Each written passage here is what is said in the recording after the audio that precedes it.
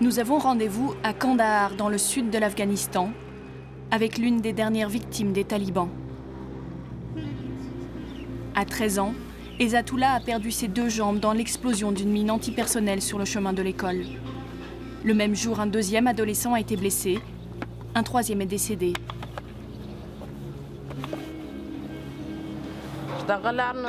Les autres enfants du village étaient devant moi. Je courais pour les rejoindre. C'était la route que je prenais tous les jours. Il était midi quand j'ai sauté sur la mine. Ensuite, ils m'ont emmené à l'hôpital militaire. J'étais inconscient. La famille, des paysans, envoyait ses 7 enfants à l'école, même les filles. Pourtant, les talibans s'en étaient déjà pris à l'établissement. Un mois après l'inauguration, ils ont mis le feu au bâtiment. Puis, ils sont venus quelque temps plus tard et ont cassé les fenêtres. La 3e fois, ils ont brûlé les pupitres et les chaises. J'ai peur. Je me dis souvent qu'il peut y avoir encore une mine ou une autre attaque. Malgré tout, l'éducation est une bonne chose et je continue à les envoyer en classe. Ces 5 dernières années, les talibans s'en sont pris à plus de 700 établissements à travers le pays, comme celui où étudiait Ezzatullah. Les fondamentalistes s'opposent aux écoles publiques, symboles du pouvoir, et dont l'enseignement serait contraire à l'islam. Selon le gouvernement afghan, 10 millions d'enfants ont accès à l'éducation, 3 millions en seraient toujours privés, pour des questions de sécurité la plupart du temps. En 2009, nous nous étions rendus à Kandahar, le fief des talibans. À l'époque, les écoles étaient prises pour cible. Elles le sont toujours aujourd'hui. La ville est loin d'être pacifiée. Devant la majorité des écoles, des policiers en armes montent la garde. En Afghanistan, ceux qui veulent étudier risquent leur vie, surtout les jeunes filles.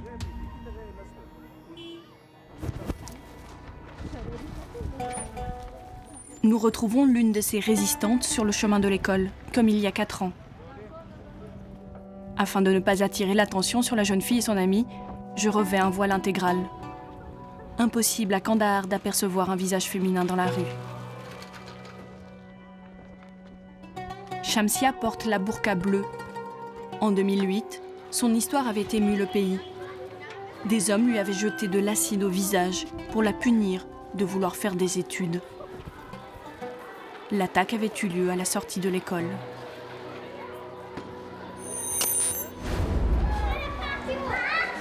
Je retrouve Shamsia dans son école. Après 3 semaines de fermeture, l'établissement a rouvert et les jeunes filles sont revenues petit à petit, malgré la peur et malgré les blessures. Ce côté du visage a été brûlé. Il a fallu plusieurs opérations pour reconstruire son visage. Et là aussi. Sur ces images que nous nous sommes procurées, nous la découvrons grièvement brûlée au visage à l'hôpital. Ce jour-là, elle n'est pas la seule. 15 jeunes filles vont subir le même sort. Sur son lit d'hôpital, Shamsia reste combative. Moi, de toute façon, je vais retourner à l'école. Je veux reconstruire mon pays. Shamsia a tenu parole. 4 ans plus tard, l'ancienne victime des talibans est devenue institutrice. Bonjour. Bienvenue maîtresse. Shamsia enseigne dans l'école pour filles, où elle-même étudiait.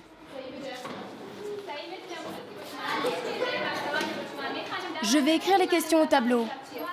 À partir de maintenant, vous n'avez plus le droit de parler entre vous. Tiens, assieds-toi là. Ce matin-là, contrôle de sciences naturelles.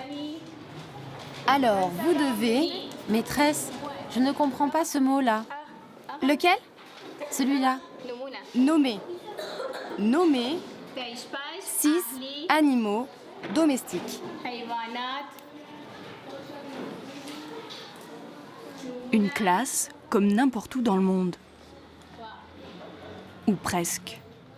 Car ici, ces fillettes et leurs professeurs risquent leur vie. En tant qu'institutrice, je reçois encore des menaces.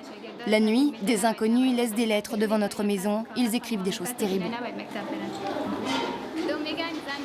Il y a un proverbe qui me révolte. Il dit « La place d'une femme est soit à la maison, soit dans sa tombe ». Cela fait maintenant 1 an qu'elle enseigne. Timide, mais courageuse, Shamsia résiste à sa manière. Après sa classe, elle retourne réviser chez elle pour décrocher une licence d'enseignement supérieur. Un choix toujours aussi risqué, les talibans visent encore régulièrement les écoles, avec le même but, décourager les parents d'y envoyer leurs enfants. La directrice a reçu des nouvelles inquiétantes du département de l'éducation il y a quelques jours. Nous avons des informations selon lesquelles l'ennemi prévoit d'attaquer nos écoles. Nous vous demandons d'être très vigilants pour protéger les enfants. Selon nos sources, les talibans ont l'intention d'intoxiquer les réservoirs d'eau des établissements scolaires. Je suis très inquiète parce que je suis responsable de la sécurité de 2000 élèves. Bien sûr qu'on est effrayés.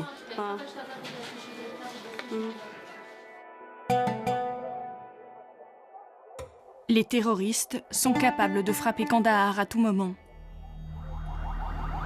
À la fin de notre première journée de tournage, un attentat sème la panique dans la ville. Allez, dégagez! Une attaque comme l'Afghanistan en connaît en ce moment tous les jours. Il y a des coups de feu. Il y a des combats en ce moment? Oui, c'est pour ça qu'ils sont si nerveux. Ce soir-là, l'explosion de 2 bombes fera 9 morts et 50 blessés, dont de nombreux enfants. Le lendemain, dans cette ville où la violence est quotidienne, nous nous rendons dans le quartier où vit Shamsia. La jeune femme a accepté de nous recevoir à condition que nous restions discrets. Pas question que le voisinage voie des Occidentaux chez elle. Elle vit toujours cloîtrée dans la même maison en terre séchée, avec son cousin, ses parents et ses 2 petits frères et sœurs. Sa mère a conservé la burqa que portait Shamsia lors de son agression, pour ne pas oublier. Quand on sort ce voile, ça l'effraie. Elle ne veut plus le voir. C'est un trop mauvais souvenir. À chaque fois qu'elle veut sortir de la maison, je suis toujours obligée de l'accompagner pour sa sécurité. Combien de temps est-ce que ça va durer? Pour son frère et sa petite sœur, c'est pareil. Ce n'est pas une vie. Les agresseurs de Shamsia étaient des hommes du quartier, des intégristes qui ne supportaient pas que les filles aillent à l'école.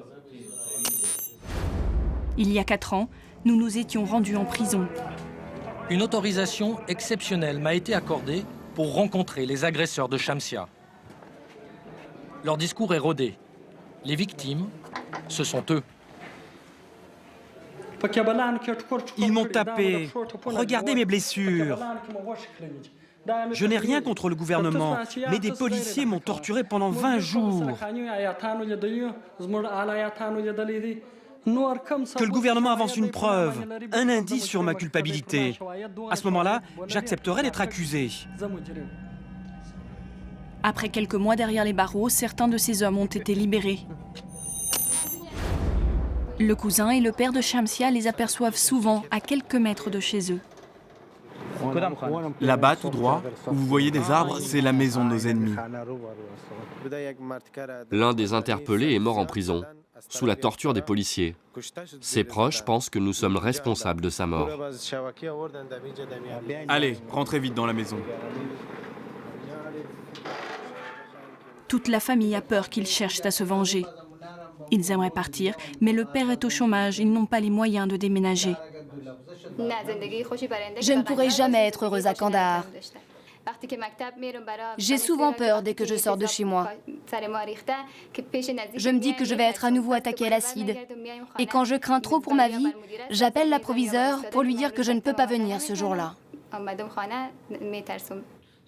Les 2 sœurs aînées de Shamsia, elles, sont rentrées dans le rang.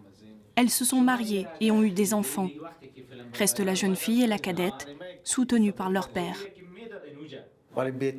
Ma fille doit continuer ses études et son travail, même au mépris de sa vie. Regardez, moi qui suis un analphabète, à quoi puis-je être utile? Je ne peux rien lire, même pas une lettre. Et si par malheur elle se fait tuer, à cause de son métier, je serai fier d'elle. Il faut nous dépêcher de partir.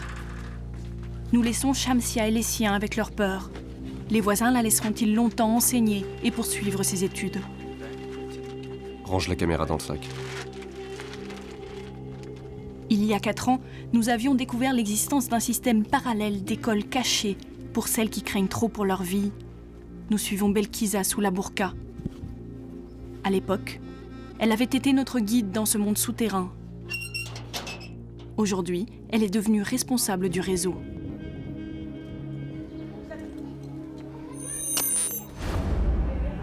Chaque jour, une trentaine de femmes de tous âges se bousculent pour suivre les leçons de Belkiza, la propriétaire des lieux.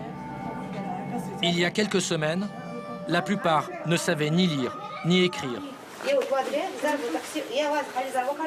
Montre-moi le signe multiplié, divisé, égal, moins et plus. Voilà ce qu'ont appris par exemple mes élèves. Certaines filles savent résoudre des problèmes maintenant. Les écoles clandestines n'ont malheureusement pas disparu. Bonjour. Il en existe aujourd'hui 130 dans la ville. Comment allez-vous? Allez, rasseyez-vous. Alors, nouvelle leçon, le danger des mines. Zarmina marchait dans le désert. Par peur d'attaques sur les écoles publiques de Kandahar, les parents sont de plus en plus nombreux à envoyer leurs enfants ici. Les talibans sont là. Il ne faut pas croire que les soldats étrangers les ont chassés. Il y a des talibans dans chaque village et dans toutes les rues. À côté, les mères préfèrent ne pas être filmées. Couvrez-vous vite. Elles ont grandi sous les talibans et n'avaient pas le droit d'apprendre à lire ou écrire. Le prophète Mahomet, que la paix soit sur lui, faisait toujours ses prières à Dieu. Lorsqu'il régnait sur le pays, les talibans avaient fermé toutes les écoles pour filles. Mais ces femmes veulent croire qu'ils ont changé. On ne risque rien. S'ils viennent, on leur montrera que nos leçons sont en accord avec l'islam. Oui, regardez, nos livres citent le nom du prophète. Un optimisme forcé. Même derrière de hauts murs d'enceinte, aucune n'est à l'abri. Les mamans d'élèves savent qu'un lancer de grenade, une attaque à l'acide sont vite arrivées. Ne vous en faites pas, ce n'est diffusé qu'en France, ça ne passera pas en Afghanistan.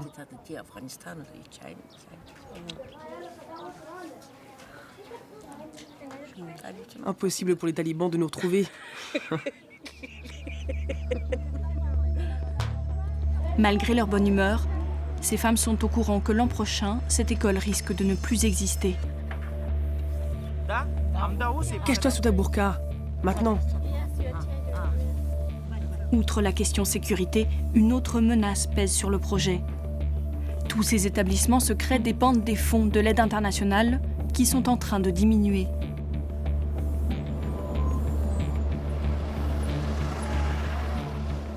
Belkiza se rend auprès de l'association locale qui gère l'école que nous venons de visiter. Attention, il y a des morceaux de verre par terre. Là, ce sont des kits scolaires? Oui, c'est ça. Découragés, les employés ont laissé à l'abandon les stocks de matériel distribués aux élèves. Dans un mois, cette association va fermer ses écoles, faute de moyens. Ce qui m'inquiète le plus, c'est l'avenir de ces femmes et enfants. Ils ont consacré beaucoup de temps et d'efforts et maintenant tout ce qu'ils ont appris va être perdu. Pour maintenir ces classes ouvertes, l'ONG aurait besoin de 80 000 € par an. Mais aucun bailleur de fonds ne s'est présenté. Avec le retrait des troupes étrangères l'an prochain, les organismes d'aide internationale sont aussi en train de quitter le pays. Notre gouvernement s'est engagé à éradiquer l'analphabétisme dans le pays d'ici 2020. Jusqu'à présent, nous avons fait beaucoup de progrès, mais après 2014, cela risque de changer. Si les aides que nous recevons cessent d'être versées, je ne vois pas comment nous allons atteindre notre objectif. Notre seul espoir, c'est que les étrangers continuent de nous aider. Le départ des Occidentaux aura-t-il raison de l'éducation en Afghanistan? Les autorités locales se veulent pourtant rassurantes. Elles prétendent faire de l'école leur priorité. Aussi protégée qu'une base militaire, voici la mairie de Shawalikot, l'un des districts les plus violents autour de Kandahar. Nous avons rendez-vous avec ces deux représentants du ministère de l'Éducation. On attend encore un véhicule et on y va. Ils se targuent d'avoir rouvert 55 écoles cette année dans la province. Nous avons voulu vérifier et avons demandé à assister à une inauguration. Un convoi sous haute sécurité. La veille, les talibans ont mené une attaque dans la région et l'un des leurs a été abattu. Là, devant, ils tentent souvent des embuscades dans ce virage. Le plus dur pour les forces de sécurité maintenant, c'est de pénétrer dans les villages où la population soutient les islamistes. Nous savons que certains villageois accueillent des talibans venus de Chine, de Tchétchénie ou encore des Arabes. Ça, ce sont des Américains, ils travaillent au déminage. Il y a 4 ans, nous avions emprunté la même route. Nous accompagnions le précédent directeur de l'éducation qui voulait, lui, négocier avec les talibans. À Shawalikot, le gouvernement n'exerce aucun pouvoir. L'école est fermée là-bas. J'aperçois quelques enfants privés d'école. L'accueil est chaleureux, mais ici, on s'embrasse la Kalachnikov en bandoulière. Ce n'est pas la première fois que le directeur de l'éducation rencontre ces hommes. Aujourd'hui, Hadji est décidé à les convaincre de laisser leurs enfants retourner à l'école. Le problème, difficile de bousculer la loi tribale.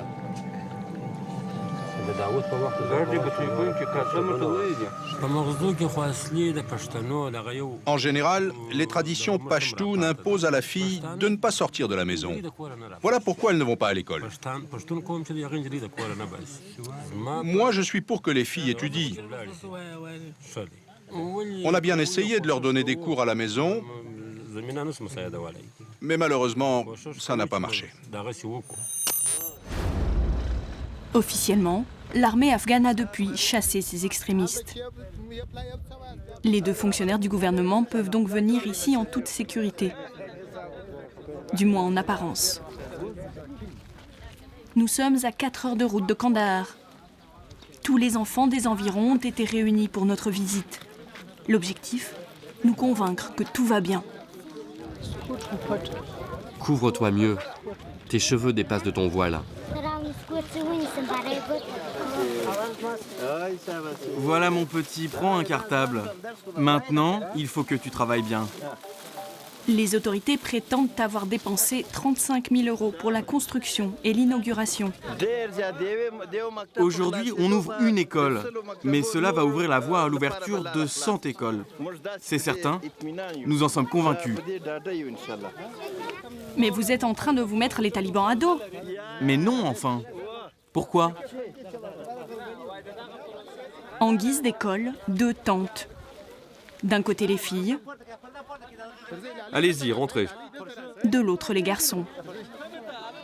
Ces fillettes vont enfin être scolarisées. Il n'y a pourtant ni chaise ni tableau noir. Peu importe aux organisateurs de la journée. La scène tourne peu à peu à la mascarade. Tiens, toi, lève-toi et viens leur parler. Tu peux leur dire que tu es très content d'aller à l'école, allez. Je suis très contente d'aller à l'école. Enlève ton voile de la bouche et dis-leur correctement. Je suis contente.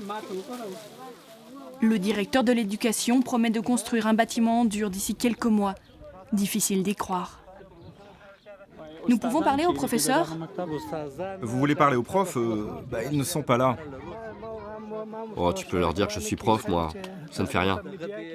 Ok, lui c'est un professeur. Et vous êtes diplômé? J'ai fait mes études à Kandahar. J'ai un bac plus 2. En fait, plus 4. Non, en fait, c'est un doctorat. Qui croire, après des mensonges aussi grossiers? Cela fait 1 heure que nous sommes dans le village, lorsque les soldats qui nous accompagnent repèrent un mouvement suspect.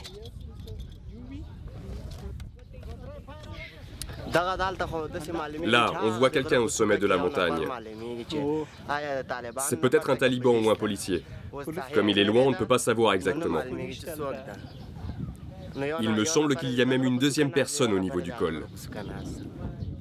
En fait, tous ici savent que les talibans se cachent derrière ces montagnes et pourraient attaquer à tout instant. Des combats ont eu lieu la veille, à 500 mètres d'ici. C'est ce que nous confirme ce groupe de villageois assis à l'écart. L'école est une cible pour eux? Ben oui. Elle va même pas comprendre sa douleur, l'école. Dans 10 jours, vous revenez, il n'y aura plus un clou de boue. Pourquoi les talibans font ça? Je ne sais pas. Il faut leur demander. Et vous êtes d'accord avec ce que cet homme vient de dire? Oui, bien sûr, il a raison. Si les talibans s'en prennent aux écoles, c'est parce que dans ces campagnes loin de tout, elles constituent souvent le seul symbole de présence gouvernementale. Alors, dans la vallée voisine, un tout nouveau mouvement a vu le jour. Des citoyens ont pris les armes. Ils ont entrepris de chasser eux-mêmes les talibans et de rouvrir les écoles. Voilà un premier impact de balle. La deuxième a fait exploser la vitre. Déçus par l'impuissance de l'armée afghane, lassés de voir leurs enfants pris pour cible, 350 hommes ont rejoint cette résistance civile. Un enthousiasme que personne n'avait prévu. Ici, le pavot, la matière première de l'opium, circule librement comme dans ce camion. Pourtant, plus question pour la population de soutenir les islamistes. La mentalité des habitants est en train de changer. Désormais, ils souhaitent se soulever et se ranger du côté du gouvernement. Hier encore, les habitants d'un hameau sont venus nous demander des armes pour créer une milice locale pour assurer leur sécurité. Bientôt, il y en aura une dans chaque village.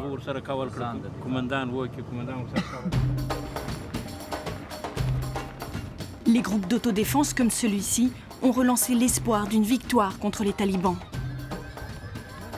Après 30 ans de guerre civile, ils sont devenus les héros d'une génération d'enfants.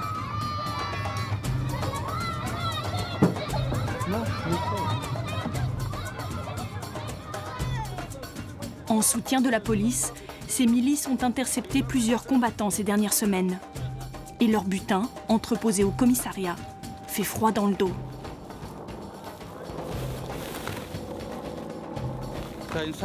Là, ce sont des mines. Elles explosent dès qu'on marche dessus. Et ça, ce sont des piles. Elles servent à faire des détonateurs. Devant nos yeux, le kit du petit terroriste. Des kalachnikovs, des pains d'explosifs, du matériel électronique. Les talibans de la région s'apprêtaient à fabriquer des centaines, voire des milliers de bombes. Combien d'écoles prévoyaient-ils de détruire? Dans ces bidons, il y a des pièces de métal. Oui, des boulons, des trucs comme ça pour faire encore plus de dégâts. À distance, des tirs. Pas de quoi s'alarmer, nous rassurent les policiers. Il s'agirait de soldats américains qui entraînent l'armée afghane. Fiers de leur victoire, ces hommes veulent encore nous montrer quelque chose. Leur prise de guerre. Lui, fais-le sortir. Ils nous proposent d'interviewer une jeune recrue, arrêtée il y a quelques jours. Il rentrait du Pakistan, où se trouvent la plupart des camps d'entraînement talibans.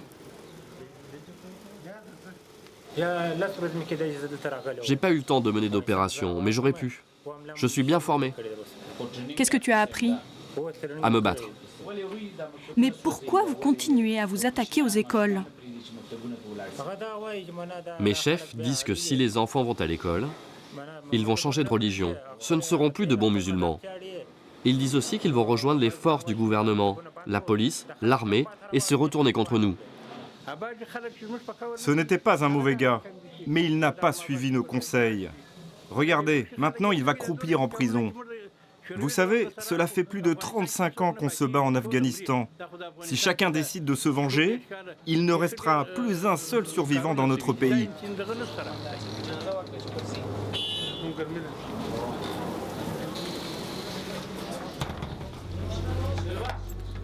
Dans cette guerre de l'école, les chefs talibans ont récemment donné la priorité à une autre stratégie, décapiter le gouvernement. Les assassinats ciblés de hauts fonctionnaires ont été multipliés par 8 en un an. L'une de leurs cibles, la ministre du droit des femmes à Kandahar, une militante de l'éducation que nous avions rencontrée. Dans son bureau, Rona me montre des lettres de menaces envoyées par les talibans. Nous, le groupe révolutionnaire des Moudjahidines d'Afghanistan, nous t'adressons cet avertissement. Tu parles trop du droit des femmes et tu travailles pour ce gouvernement marionnette allié des étrangers. Si tu n'abandonnes pas tout de suite ton travail, tu sais ce qui t'attend. Alors, pour éviter d'être tué, Rona s'est installée en face de son bureau. Au bout de la cour, une brèche creusée dans le mur lui permet d'accéder directement à sa maison, sans passer par la rue. À l'intérieur, 5 enfants bloqués. Sa sœur, Madina, ne va en cours que lorsque la sécurité le permet. Ma mère me dit, si tu veux être ma fille, tu dois continuer à aller à l'école. Moi j'ai peur, mais elle me dit sans cesse, si tu veux être mon enfant, va apprendre. Pour retrouver Rona et sa fille, nous avons quitté Kandahar. Direction Kaboul, la capitale afghane, où elle poursuit son combat.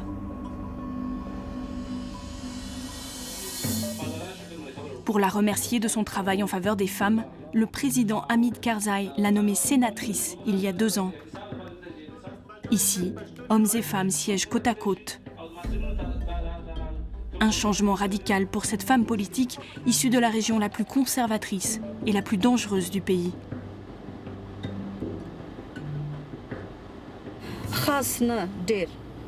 Je ne me sens pas totalement en sécurité à Kaboul, mais c'est bien mieux qu'à Kandahar. Là-bas, j'avais l'impression de ne pas pouvoir survivre une journée de plus. Lorsqu'elle ne siège pas, Rona, elle aussi, retourne à l'école, loin de l'atmosphère pesante de Kandahar. À la faculté des lettres de Kaboul, la plupart des élèves viennent de la classe moyenne de la capitale. 6 000 étudiants, dont une majorité de filles. La sénatrice avait dû interrompre ses études lors de l'avènement des talibans. À 41 ans, elle s'est réinscrite au cours du soir. Pour moi, c'est une victoire contre tous ceux qui interdisent aux femmes d'étudier, contre les islamistes qui veulent faire fermer les écoles. Nous, les femmes, nous devons résister et aller de l'avant. Rona espère décrocher dans 3 ans sa licence de littérature afghane. Restez tranquille et faites comme d'habitude. Vous le savez, nous avons un examen aujourd'hui. En 12 ans d'intervention occidentale, le professeur de psychologie a vu sa classe changer. Qui n'en a pas ? Pendant le régime taliban, ça aurait été inimaginable de voir ça. Regardez ma classe. Il y a beaucoup de garçons, mais il y a aussi quelques filles. Ils sont tous assis côte à côte et étudient ensemble. Par rapport à 2009, la situation de Rona semble meilleure. Et pourtant,